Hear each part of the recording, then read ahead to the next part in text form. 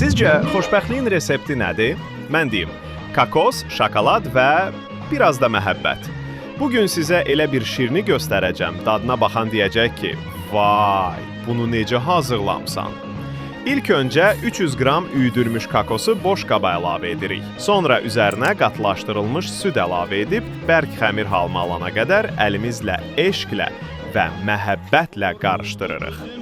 Qarışımımız videoda gördüyünüz hala gələndə ona baton forması verib göndəririk dondurucuya. 5 dəqiqə sonra isə çıxarırıq və onları öncədən əritdiyimiz şokolada batırırıq. Üzərinə də biraz kakos səpib bəziyirik. Budur, ev üsulu Bounty şokoladlarımız hazırdır.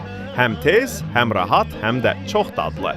Siz də hazırlayıb çayla nuş edə bilərsiniz. Videonu bəyəndinizsə şər yazmağı və ən əsası abunə olmağı unutmayın. İndilik, hələlik, salamat qalın.